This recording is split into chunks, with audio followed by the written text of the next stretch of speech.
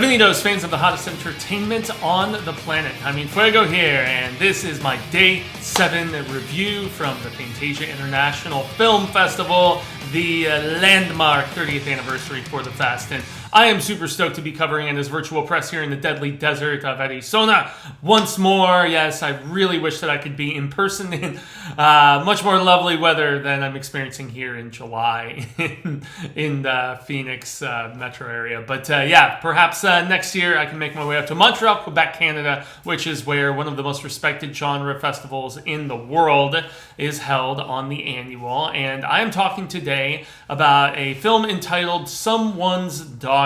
And this might be the first one where I feel not like major disappointment, but at least a little bit of a letdown, because with this film, I thought the setup was just fantastically intriguing. Yeah, pun very much intended there. And so Someone's Daughter refers to a little bit of explanation that is given within the first few minutes of the film, because there is a woman by the name of Sam. She is an attorney. I can most definitely tell by the accents that this is a Canadian film. So Sam, 7 years before, had defended a guy named Paul, and she was able to acquit him for some charges that were against a girl. I just want to double check my notes. Lydia, yeah. So Lydia's father, all these years later, has decided to seek some vengeance, but perhaps not in the manner that you would expect, because what he does is he kidnaps both the attorney, Sam, and then also the man who was acquitted of the charges against his daughter Lydia, which is the guy Paul, kidnaps both of them separately and then leaves them at this cabin, not just in the middle of nowhere in the Great White North, but we're talking like on an island in a cabin in the middle of nowhere. And so, they have no boat or like means of escape. I mean, the only way would be to swim and then to make their way through the forest and everything. And so after Sam is dropped off by this guy and they have a little bit of very just tense exchange, and we find out some details about what's gone down with Lydia in the aftermath of the trial and the acquittal and all of that stuff. And so it's just very heartbreaking. And the title comes from a point where the father of Lydia, the girl who made the accusations against Paul's character, she looks at the guy and he's like, she says something to the effect of, why are you looking at me that way? What do I look like to you or something? And he says, someone's daughter. And so you can very much tell that, he is just thinking of his own daughter and just the things that went down with her. The film keeps it vague as to whether Paul was at fault or not. I'm not here to spoil any revelations one way or the other that could potentially happen in later segments of the film or anything of that nature. But it does become a survival thriller of sorts, which is why, I'm not covering this on the horror show. I'm doing it here on Enfuegotainment. But yeah, it is essentially, just the two of them, Paul, who was acquitted, and then Sam, who defended him. And she has a line that's very interesting that is mentioned in the trailer. She's like, your story was really good, but she says something to the effect of like, not quite, but not perfect. Yeah. And so that's where she further goes on to say, I have defended so many people who they had this squeaky clean, perfect story. And that is like big red flags in that instance, when somebody has everything meticulously plotted out as to, why they wouldn't be at fault and an explanation for everything. And so the fact that Paul, he had a good story, but it didn't seem like he was overcompensating for every little detail. And so that's why she was like, yeah, I didn't, have qualms about defending you because of that, because I didn't feel as much like you had something to hide, so much so that you were going to over-explain everything.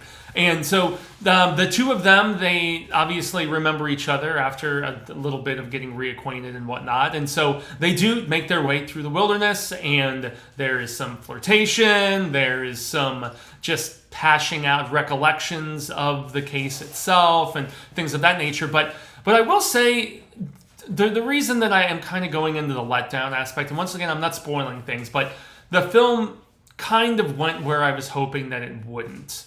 And there is an aspect of predictability to it that I was hoping that they would subvert some expectations or assumptions, things of that nature. And, well, the acting is tremendous between the two leads, and the initial tension, and then as they're warming up to each other, and then maybe as they warm up to each other, they start to find out things about each other, whether it's how the aftermath of the trial has affected Paul, or what has happened in the years since the trial with Sam and her husband, and just separations and things of that nature without getting into too much. So neither of them have really been like that great personally since this trial concluded and everything.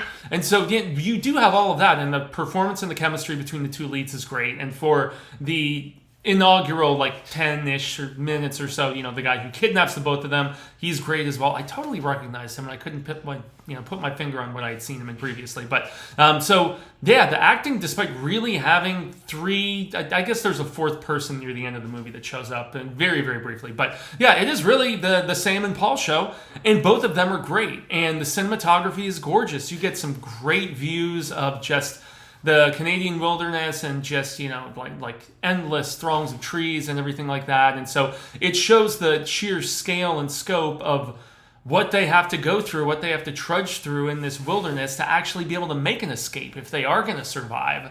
And so the filmmaking and cinematography, as I just mentioned, is very spot on. The acting is spot on, but I gotta say my biggest issues were that the character study, especially by the time we got to about the midpoint of the film, it was starting to feel a little bit dull. It truly was. And then as we do ramp up some additional tension, Paul thinks that there's either people or animals, out in the woods, and they stumble upon another cabin at one point.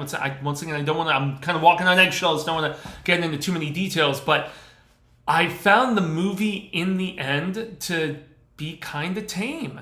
And I really feel like this film maybe needed to cut a little bit deeper, go a little bit more, I don't want to really say for the jugular, but just have maybe a little bit more intensity than it actually did. We see some flourishes and some glimmers of it with where the narrative goes, but I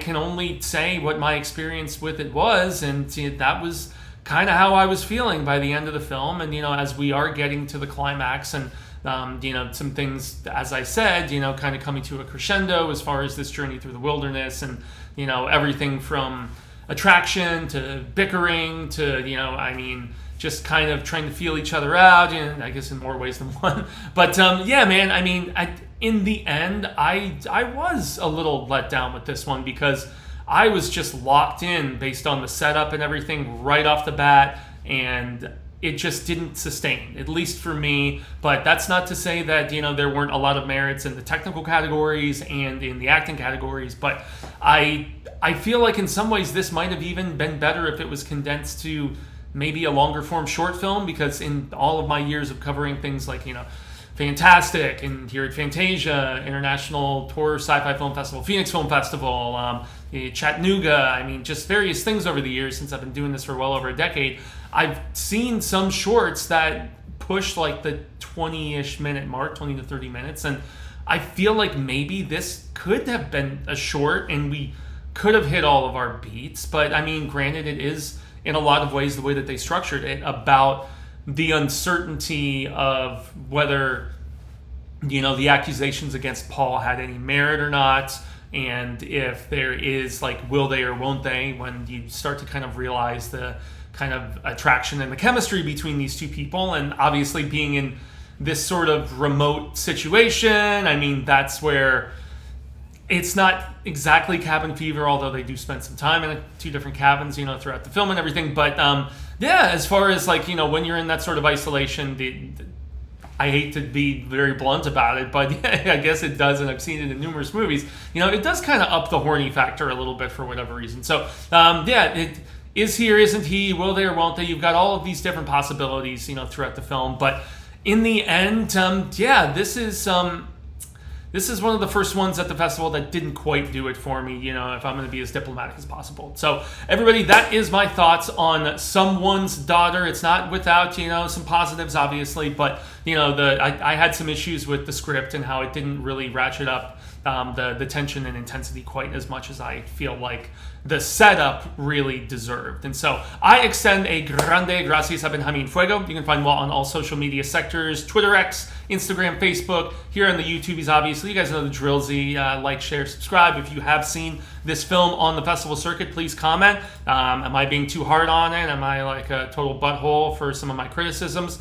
This was a world premiere. So that is something to keep in mind. This is the first time that it was actually shown to an audience, and I don't believe that this one does have a second. I think it was just a one. Yep, it was a one-off, and so this did, as of this filming, it debuted yesterday on July 21st. But that's not to say that if you don't find the setup intriguing and these two characters just kind of, I don't know, examining each other. It is a character examination at the end of the day, as I had mentioned. So if the inciting incident, the setup, all that stuff intrigues you, definitely keep it on your respective radars.